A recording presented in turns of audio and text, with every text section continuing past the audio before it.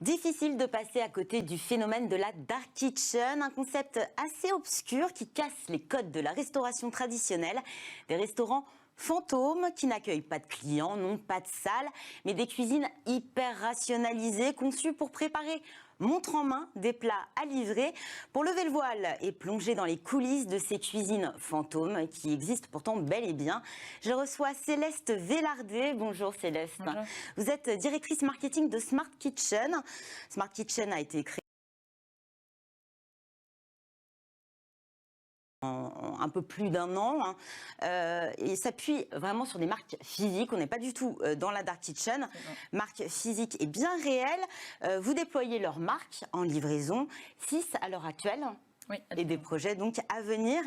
Je reçois également et à distance Raphaël Roch qui nous rejoint du côté de Lyon.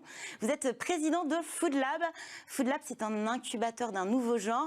Vous outillez les porteurs de projets de Dark Kitchen. Vous leur fournissez à la fois des locaux, mais un accompagnement également personnalisé, des conseils.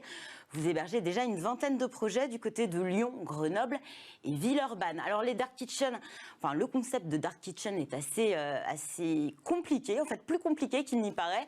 On ne peut pas réduire la Dark Kitchen à la simple plateforme de livraison.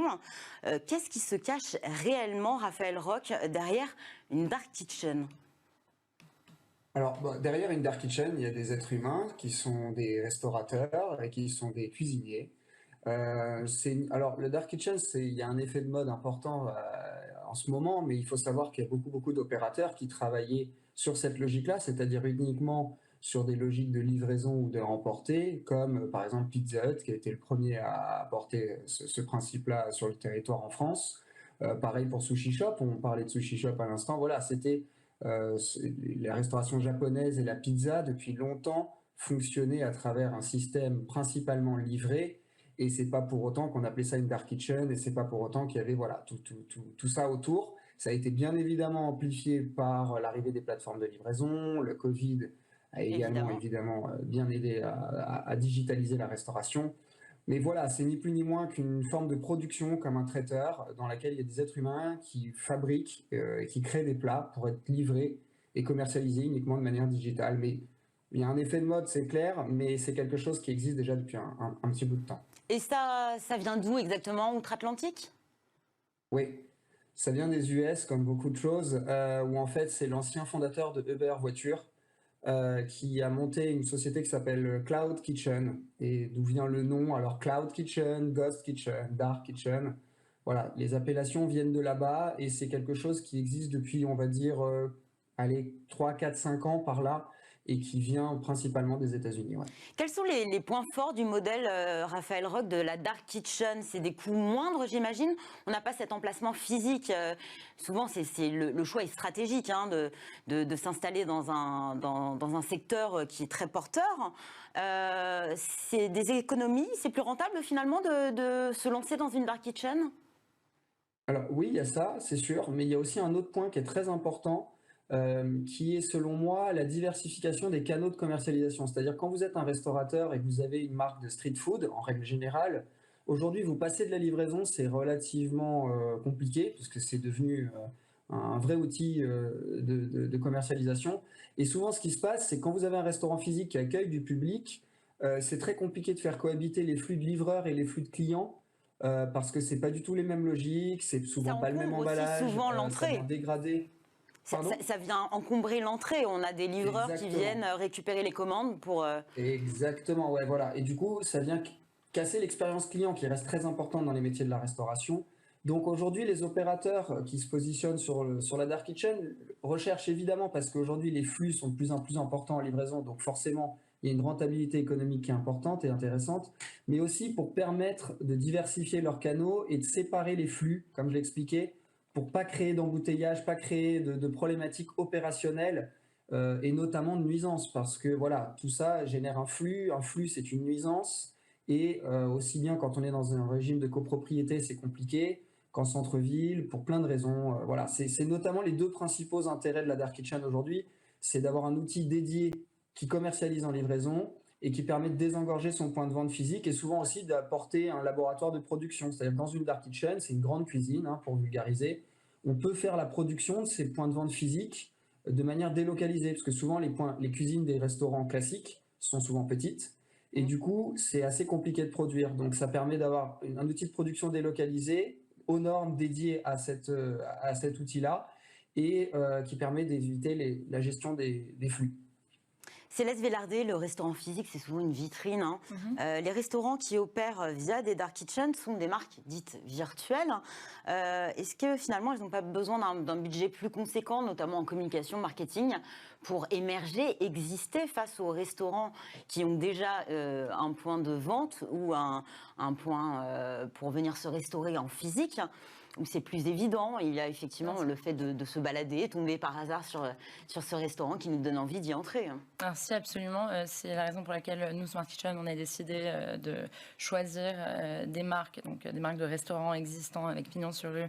Qui ont déjà une petite notoriété. Absolument. On travaille avec des restaurants qui ont une renommée, des restaurants premium qui sont champions sur leur verticale.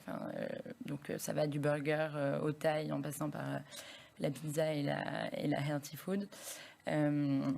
Effectivement, on pense on croit vraiment en la puissance d'une marque, que le client puisse se rattacher à un chef, à un lieu, ce qui n'est pas le cas d'une marque 100% virtuelle créée de toutes pièces, où effectivement il est beaucoup plus compliqué d'émerger. Il y a eu énormément je pense qu'il y a des centaines de marques virtuelles qui sont nées pendant le Covid et qui ont disparu depuis parce que très compliqué pour elles d'émerger face à toute l'offre. Oui, il y a une offre qui est considérable et effectivement perdue sur un agrégateur de commandes type Uber Eats, Deliveroo. Il est difficile effectivement de se faire remarquer et là ça demande un travail aussi de fond, hein, j'imagine. Bien sûr. Raphaël Roch, quelles sont les relations d'ailleurs que les dark kitchens entretiennent avec ces agrégateurs de commandes? J'imagine qu'il y a des commissions assez importantes. Oui, tout à fait. Alors tout va dépendre de la puissance de votre marque. C'est toujours pareil. Que vous vous appelez McDonald's ou vous êtes un primo-accédant, vous n'aurez évidemment pas les mêmes conditions, ce qui est normal. Donc oui, évidemment, ils commercialisent, une dark kitchen commercialise à travers des outils digitaux, dont les agrégateurs, évidemment, qui représentent aujourd'hui clairement la majorité de leurs ventes, c'est une certitude. Après, les agrégateurs aussi sont évidemment très intéressés par les marques virtuelles, non par les célestes, parce que évidemment, ils sont dédiés à leur outil, ils sont souvent bien pensés, répondent clairement à la demande du consommateur sur des segments très précis, monoproduits et ainsi de suite. Donc il y a une discussion qui s'entame entre ces deux parties et nous, le réseau Food Lab, évidemment, permet d'accompagner les porteurs de projets ou les chaînes ou les enseignes existantes à travers ces nouvelles optiques, cette nouvelle façon de travailler. Donc nous, on a des contacts privilégiés sur les plateformes de livraison, c'est-à-dire des conditions un peu plus intéressantes. Concrètement, j'aimerais qu'on plonge dans les coulisses des dark kitchens. J'ai envie de commander par exemple un burger. Je vais passer ma commande. Concrètement, dès réception de la commande dans une dark kitchen, comment ça se passe jusqu'au moment de l'expédition? Alors, tout simplement, vous avez un moniteur, donc une tablette en règle générale, sur laquelle tombe la commande. Donc, comme dans un restaurant classique, la commande s'affiche sur une interface.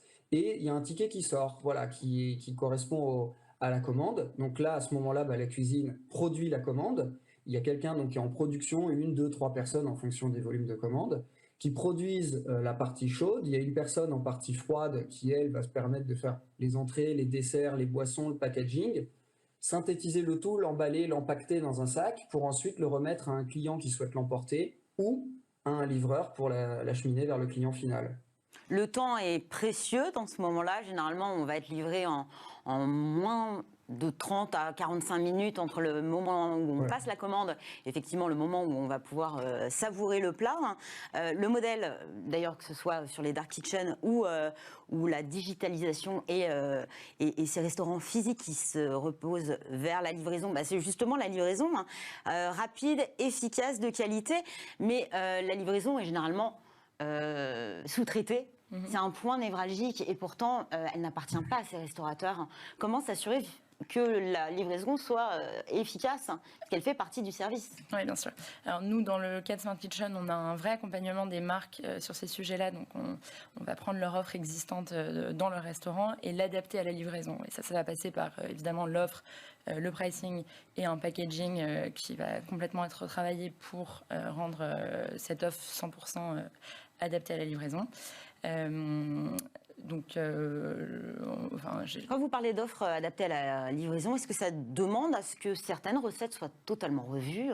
Oui, absolument, absolument. Alors selon le point de départ, on a un panel de marques, comme je vous le disais, on a certaines marques, PNY par exemple, qui a un produit qui se livre très très bien de base et sur lequel on n'a a priori pas vraiment de modifications à apporter à la carte, versus une marque comme Bambou, donc un restaurant rue Déjeuneur Thaï.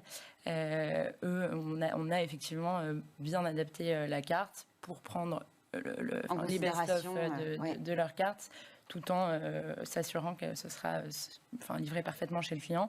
Après, évidemment, on dépend quand même toujours des plateformes de livraison et des livreurs, et ça, on n'a malheureusement pas vraiment la main sur si le livreur décide de prendre la pizza, de la mettre comme ça dans son sac. Voilà. Pas sûr du résultat, effectivement. Voilà, et on fait au mieux pour adapter l'expérience au maximum de notre côté pour éviter ce genre de problème.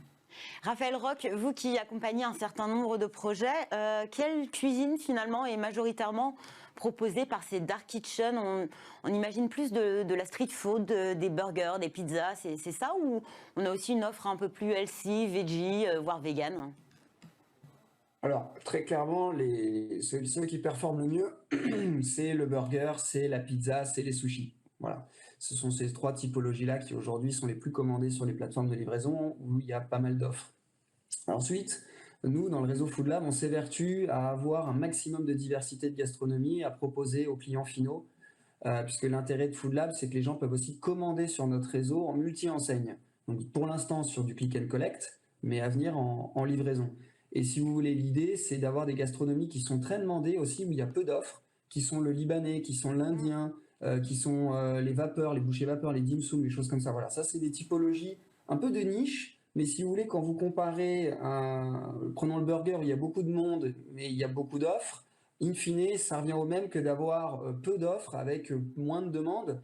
On s'y retrouve de la même manière. Donc nous, on s'évertue à proposer justement sur nos réseaux des porteurs de projets qui font des choses qualitatives et surtout variées. On a de la nourriture sud-américaine, comme je l'expliquais, on a du libanais, on a de la poutine, qui est un plat québécois, belgo-québécois. Enfin voilà, on essaye vraiment de diversifier l'offre pour sortir des triptyques un peu street food, un peu porn food, pour parler crûment, voilà, et d'essayer d'apporter des choses plus quali et plus diversifiées. Vous parliez de niche, finalement, la Dark Kitchen, c'est aussi un moyen de tester un nouveau concept, peut-être moins dangereux que de louer un local physique pour s'installer. Clairement, c'est aussi un des points importants chez nous, c'est qu'on incube, comme vous le disiez, et on accélère. On incube parce que tous les nouveaux porteurs de projets, chez nous, ils peuvent se lancer, matériel compris, pour une enveloppe de 15-20 000 euros grand maximum, ce qui est objectivement très faible. Quand on sait les coûts que demande un local aux normes avec les extractions et ainsi de suite. Vraiment, l'intérêt de Food Lab, c'est de permettre aux porteurs de projets, en tout cas ceux qu'on incube, de se lancer rapidement sur une courte durée d'engagement et à moindre frais. Et ça, c'est vraiment aussi l'ADN qu'on a souhaité développer avec Food Lab pour permettre à des gens de tester ce qu'ils veulent faire et ensuite potentiellement s'implanter dans des points de vente physiques à travers des locaux flagship qui vont valoriser leur marque, qui vont permettre de l'étendre tout en conservant un canal de distribution livré dans nos enceintes. Il y a aussi quelques critiques qui sont formulées à l'égard des Dark Kitchen. Céleste Velarde, qu'est-ce que vous répondez à tous ceux qui assimilent finalement ces Dark Kitchen ou alors ces cuisines orientées vers la livraison, même si elles ont un emplacement physique, qui assimilent donc ces cuisines à une forme d'industrialisation de la restauration ? On a l'impression que c'est un peu c'est de l'ampleur du séisme provoqué par l'essor de la grande distrib face à ces petits commerces, notamment de bouche, il y a plus d'une cinquantaine d'années.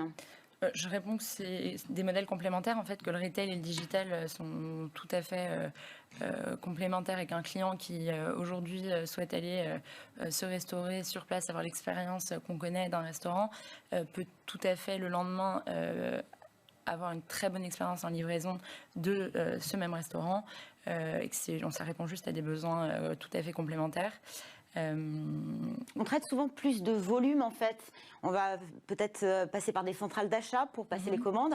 Est-ce que ces cuisines, livraison, dark kitchen, se sont saisies des problématiques de durabilité et de tous les enjeux que pose notre alimentation aujourd'hui?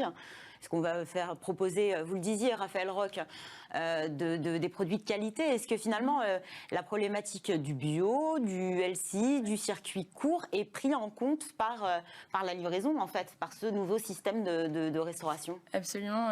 Moi, je rejoins Raphaël sur effectivement la pizza, le sushi et le burger restent le cœur de ce qu'on livre. Maintenant, on a dans notre portefeuille de marques une des marques les plus performantes d'ailleurs, Wash, qui est donc une marque healthy vegan, qui a beaucoup de produits bio, vegan, qui travaille avec Bearpack qui a des... Justement, j'allais vous en parler. Est-ce que la problématique des emballages, puisque livraison égale emballage, est prise en compte en fait pour réduire les déchets? Absolument. On cherche constamment des solutions pour réduire le packaging, le nombre de références par plat. On optimise sur un plat le nombre d'items qu'on va utiliser pour livrer ce plat-là. Et quand c'est possible, on travaille avec du packaging réutilisable afin de nettement réduire les déchets. En ce qui concerne les achats, c'est nous qui opérons nos marques. Donc nos cuisiniers se rendent chez les marques partenaires, se forment là-bas et on hérite donc un cahier des charges de la marque partenaire, notamment donc sur les achats, où là on va... et qui va être raccord finalement à ce qui est fait dans un restaurant physique. Absolument. On a un pianois, il va nous dire qu'il souhaite travailler avec tel boucher, avec telle boulangerie pour son pain, et ça, on voit aussi notamment qu'il y a des grands chefs qui se sont lancés avec la crise sanitaire dans la livraison. Nous, on travaille avec Greg Marchand, par exemple, qui est chef étoilé, avec qui on a déployé la marque FTG. Et donc oui, on n'a absolument aucun problème à livrer cette cuisine de grand chef sans altérer la qualité. Donc c'est pas, vraiment, je crois vraiment à la complémentarité de ces deux modèles.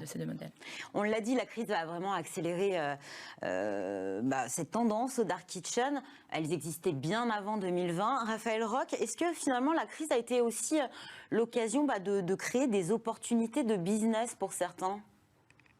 Oui, bien sûr, évidemment. C'est un modèle plus sûr finalement, où on se dit que peut-être de nouvelles restrictions sanitaires tomberont dans les semaines, mois à venir, et que finalement, se lancer effectivement dans une restauration dite physique, c'est un petit peu risqué. C'est sûr. On a bien pris conscience que voilà, on est tributaire de beaucoup de choses, on est bien peu de choses quand il arrive ce genre de problématique. Les métiers de la restauration livrée ont pu perdurer, et tant mieux, comme quelques autres métiers qui ont permis d'avoir un semblant de vie quotidienne à peu près comme avant. Aujourd'hui, se lancer sur de la restauration traditionnelle, pour moi, ça me paraît compliqué en effet, parce que la valorisation d'un fonds de commerce, la valeur d'un fonds de commerce aujourd'hui en 2021, bientôt 2022, me paraît être une notion assez floue aujourd'hui quand on sait que les chiffres d'affaires ont été faits avant Covid, que les habitudes de consommation ont changé, on le ressent très fortement, en tout cas moi autour de moi et avec mes clients. Du coup, voilà, immobiliser des centaines de milliers d'euros dans un local sans avoir de visibilité aujourd'hui me paraît être un peu risqué. Maintenant, voilà, et heureusement, il y a des gens qui continueront d'entreprendre, et tant mieux.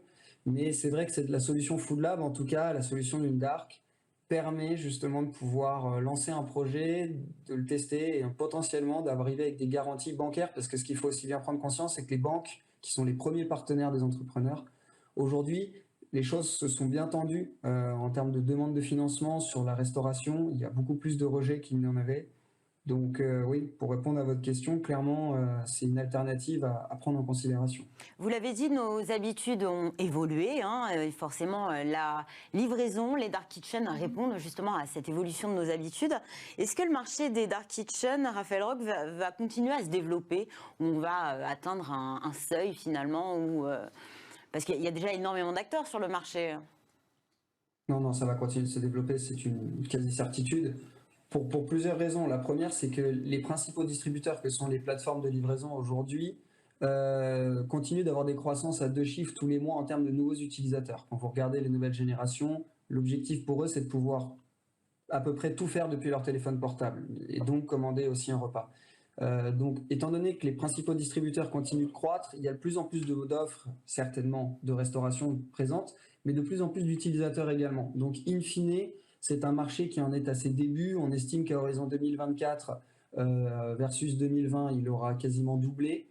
Quand on voit les éléments qui viennent des États-Unis ou des pays anglo-saxons, il laisse penser qu'on est encore au début et clairement le marché va se structurer, le marché va devenir plus mature, les choses vont être amenées à évoluer, c'est certain, mais je pense qu'on est, de mon point de vue en tout cas, on est au tout début de cette aventure-là et de ce modèle-là. En préparant cette émission avec Caroline Ricross, on s'est aperçu que le modèle semblait évoluer et que finalement beaucoup d'acteurs qui opéraient dans la dark kitchen semblent se tourner davantage vers une digitalisation des restaurants physiques, ce que vous faites, click and collect, livraison, c'est ce que vous faites, Smart Kitchen. Est-ce que ça sonne vraiment la fin, déjà d'une part, des dark kitchen, et comment l'expliquer? C'est un problème de nom ou c'est un problème lié au concept lui-même? Alors, je pense effectivement que le concept de dark kitchen à proprement parler, donc vraiment pas du tout d'espace d'accueil, vraiment un modèle dans lequel... Parce que c'est loin de la restauration traditionnelle, sur la restauration française, du service à table, on est vraiment loin de ça aussi. Oui, mais encore une fois, l'un n'empêche pas l'autre. Tant qu'on se rattache à une marque existante, nous, ce qu'on propose à nos marques partenaires, c'est aussi d'aller tester une zone de chalandise où elles ne sont pas du tout présentes avant de s'y implanter en retail. On est vraiment la rampe de lancement digital de ces restaurants partenaires. Et ça a plutôt vocation à grossir. On a énormément de demandes de marques qui souhaiteraient être accompagnées sur ce plan-là. Donc, si vous appelez ça de la dark kitchen, dans ce cas-là, ou en tout cas de la livraison. Voilà, ça donc, on se tourne davantage vers un modèle hybride, si j'ai bien compris. Absolument. Livraison, dark kitchen, restaurant physique. Retail, digital. Merci beaucoup, Céleste Vélardé. Vous êtes directrice marketing de Smart Kitchen. Merci d'être venue en plateau à mes côtés. Merci à vous. Merci à vous, Raphaël Roch, du côté de Lyon, président de Food Lab.